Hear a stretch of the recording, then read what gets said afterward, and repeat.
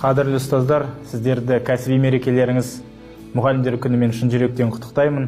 Ұстаз деген киелі ұғым, барлығымыз ұстаздарға қарыздармыз. Сіздердің істеп жатқан еңбектеріңіз ұланғайыр.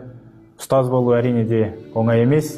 Сондықтан министрлік бүгін осы мұғалімдерімізге тиісті жағдай жасау үшін, жалақысын көтеру үшін, қағазбастылықтан айыру үшін, жалпы ұстаз болу, жақсы мәртебе болу үшін үлкен жұмыс жасайтын болады.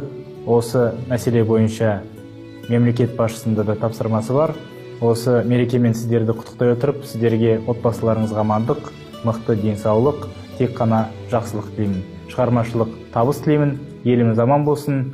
Осылай білім саласы гүлденіп, әрқашанда биіктен көріне берейік. Дорогие учителя, с большим удовольствием поздравляю вас с профессиональным праздником, Днем Учителя.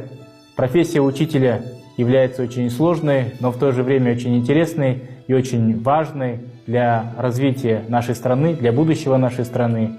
Государством сегодня создаются условия, принимаются меры для создания благоприятных условий для наших педагогов. Такие поручения и такие задачи перед нами ставит глава государства.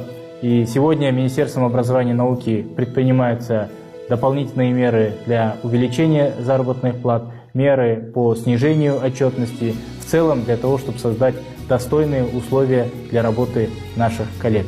И хочу вас еще раз поздравить с этим замечательным праздником, пожелать вам крепкого здоровья, благополучия, успехов, благодарных учеников и больших творческих достижений.